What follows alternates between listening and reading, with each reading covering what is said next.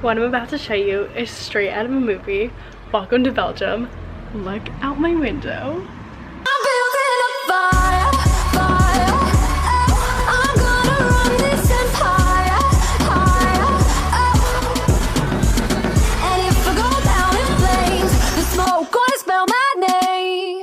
Hey everybody, welcome back to my channel. Hi, if you're new here, my name's Gracie and I'm currently in Belgium. What? Yes, I am an au pair for the summer here for the sweetest family ever. And I'm super excited to bring you this video today. A lot of people have been commenting and asking for me to share how I got this incredible opportunity to come over here to Belgium for 2 months and be an au pair. First off, I want to say if you're new here, don't forget to hit that subscribe button down below. I'll be posting all summer all of my abroad experiences. And if you are a returning subscriber, hi guys!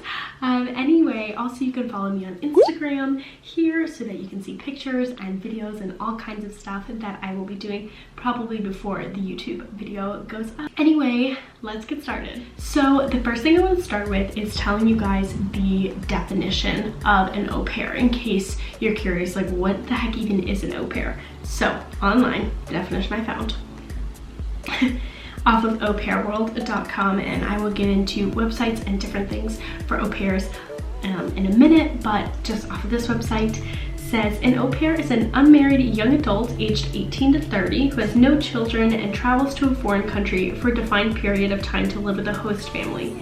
The au pair is considered as a full member of the family during the entire stay. As such, he or she helps the family with childcare and can be asked to assume some light household tasks. In return, the host family provides free boarding and lodging, as well as pocket money. However, the au pair is neither a housekeeper nor a nanny. So basically what I've been telling people is like, I'm an international babysitter. Basically, I take care of kids and I have my own room here and my own bathroom. Of course, it's different depending on what family that you have. I'm fed and you know, I'm kept warm and I have some pocket money to go do things, whether that's traveling or buying clothes or buying more food, I don't know, whatever your heart desires. So that is basically what I'm here to do for the summer. Just so exciting, guys. And I'm gonna let you guys know how you can get on this. So there are many different websites that have plenty of matching and host family type things. I personally used aupairworld.com. That's where I found my amazing host family, but there are plenty of other websites just like aupair.com and different agencies. I will link down below the most reliable ones, I guess, or what are said to be the best au pair websites and agencies that can link you to a host family. It's completely free, so all you have to do is create an account, set it up, put a profile, just like tell them about yourself, what you're interested in, what kind of experience you have.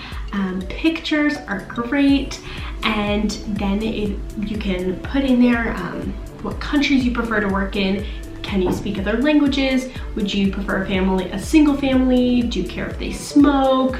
Do you care, you know, there's tons of preferences so that you can sort of make your list smaller, and the duration of how long you're able to stay. For me personally, 2 months is usually a rare find. Most families want you for, I mean, gosh, most families that contacted me in the beginning were, can you stay for 6 months, a year, over that? And I was like, I'm still in college, like I gotta go to classes and do all of that. So you definitely have to set your boundaries first thing off the bat. So that's what I did. And then of course you get all these family matches, and you know, sometimes they can be a little off or whatever with dates and times, but you just kind of have to figure it out. Let me just put this out there. I had a lot of families contact me, and I contacted a lot of families, and you know, the first ones weren't ones that were gonna work out. So in that, be patient for finding a family. It's not probably going to be your first family that pops up is your family, because you want to make sure that you feel comfortable with them and all of that. So don't worry. I almost gave up on the idea of au pairing because I couldn't find anybody who wanted me for the time period. I said I can come mid-May, I have to leave by like mid-July because I have to make it back to school, all kinds of stuff, and some people don't understand that. when they first contact you. So it can be definitely different for depending on what family that you have. But yeah, I did almost give up until this family contacted me and they were like, hey, oh my gosh, we love your profile, we'd love to get to know you more, your dates are perfect, we would love me. I was like, what? Like, it fell into my lap. And so we started messaging back and forth on the website until finally we decided to exchange emails. So then we were emailing back and forth, and I was getting more information about the family, pictures of the kids, all kinds of things to find out, do I think that this is gonna work for me? I learned about get my own bedroom and my own bathroom, and the Belgian government says for au pairs in Belgium can work 20 hours max a week, and you have your pocket money. And so it was sort of all explained to me, and I was getting so much information. I was so excited, and of course I asked my parents, and truly it did take a little bit of convincing, but I told them the one thing that I did have to pay for was my plane ticket over here. I was able to find one because it was sort of far in advance for really cheap. I bought a plane flight to London because it ended up being so cheap to do that, and then a train from London to Belgium, and I think all of that I spent less than $300. And of course I'm getting pocket money and different things, and I thought this is going to be the summer of a lifetime. I just need to do it. So finally convinced my parents, got everything set up, and I said, hey, let's do it. I'd love to talk to you on FaceTime. So we FaceTimed, and when I met my host mom, my host dad on FaceTime for the first time, I was like, I know this is meant to be.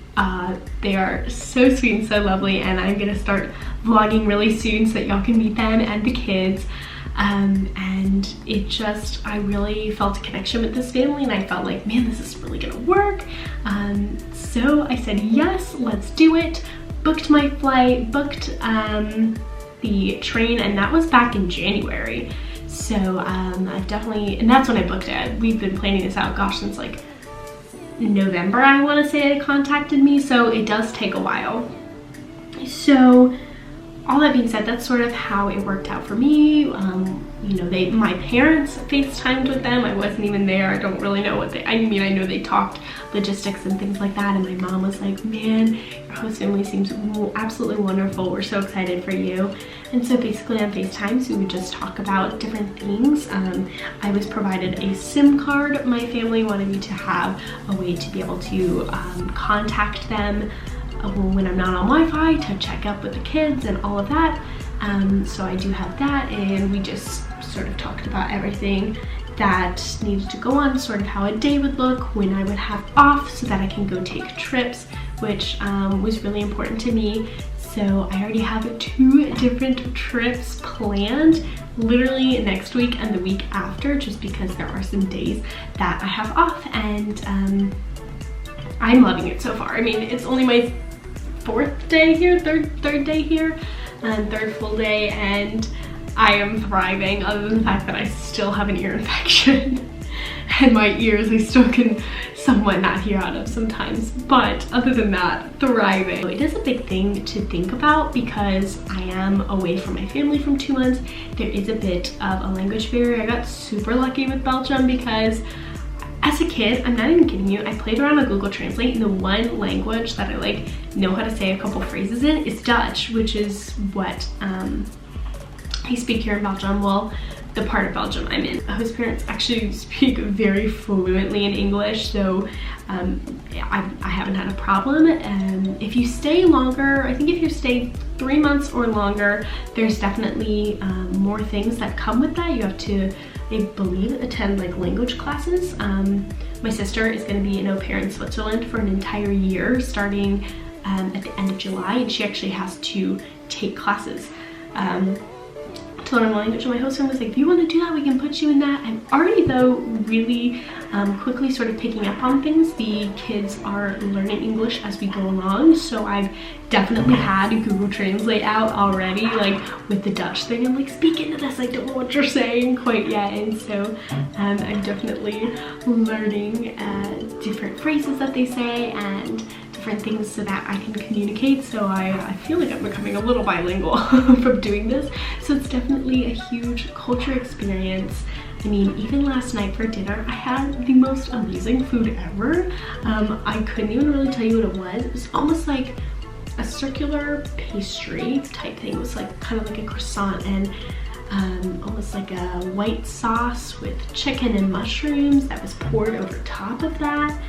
Oh my word, and it was delicious. And my host mom was like, yeah, it's like a traditional Belgian dish. And I was like, this is amazing. Like, it's totally culturally eye-opening, which is great. And not only that, but I get to travel and see new things. We just actually went shopping this afternoon in a city nearby, and it has been so fun. We went to this coffee shop, and it's just everything's so cozy and cute over here in Europe. I'm loving it. One thing I do wish is that I learned a little bit more Dutch before I came here. I am picking up very quickly because I kind of have to, and I think it's so interesting for me personally. But I've already learned like thank you and oatmeal and different things like that, how to say park, how to say play. Like, I know if the kids are like spila, spila, I know that means that they want to play. So there's definitely things I wish I would have learned, but again, you know, not everything is perfect and I'm learning, and that is the best part. So the one thing to keep in mind is you may have to pay for how you are getting to the country. So again, like I said, I had to pay to come here. Other than that, they have provided everything else, you know, the food, the housing, all of that. And it's really fun to like live with the kids. It was so cute this morning. We were gonna take them to school, and they came in here. I mean, I was already pretty much up, but they came in like Gracie, and you know, we had a little bit of snuggle session in the bed, which it's just so cute. You know, because my husband's like, let us know if it's like too much mixing of work and play, but personally, I just think of them sort of as my younger siblings type of a thing. So I personally don't mind. I love. Yes, sorry, back to the flight though. So you may have to pay for a flight, but for me, I mean, it's a little bit of a different circumstance because my mom and my two sisters are actually coming to Europe at the end of my stay. We're gonna do a little bit of traveling, and then we're dropping my sister off in Switzerland, and my mom and sister are coming home. So my mom said that she would pay for it because we had to get on that same flight. So she was like, don't worry, I'll take care of it, which I'm really grateful that my mom did that. So I really did have to pay only one way to come over here. But if you look in advance, you look on Student Universe, or just search a bunch of different flight things. I know if there's certain days where flights are cheaper and certain time frames where flights are cheaper, you can definitely make it work for you. And of course you do get pocket money, and that varies depending on where you're going. I don't know if it's right to say how much pocket money I'm getting, but pocket money is like when you're a babysitter and you get paid cash at the end of the night. It's that type of a thing. Like, it's not through the government where they like send money and things like that. So my pocket money is like what my compensation for au pairing, and you know, I can use that to buy flights, buy food, or trains to travel on days that I have off. So it really just kind of works out that way. I will leave the links down below to au pair websites that I think are reliable and good. And also we'll have all my social medias linked down below if you'd like to see sort of what I'm doing this summer. Again, I will be starting vlogging soon. I just wanted to sort of settle in before I started putting a camera on everybody's face, and I feel like sometimes when I vlog I can be a bit more distracted sometimes, like worrying more about, oh my gosh, I gotta get vlog footage. So I definitely wanted to settle in and figure things out. I think I'm driving the car for the first time today, so there's just lots of things going on, but I definitely will keep y'all updated on that. Thank you guys so much for watching. I hope this was eye-opening for you. If you have any more questions, again, if the comments are enabled this time, maybe leave them down below. If not, DM me, I'll see them. It's hard for me to answer them. It's very hard to explain that. Maybe I'll make another video or say it in a vlog, so I will let you guys know. Okay, I'm gonna stop rambling now. I will see you guys so soon. Bye!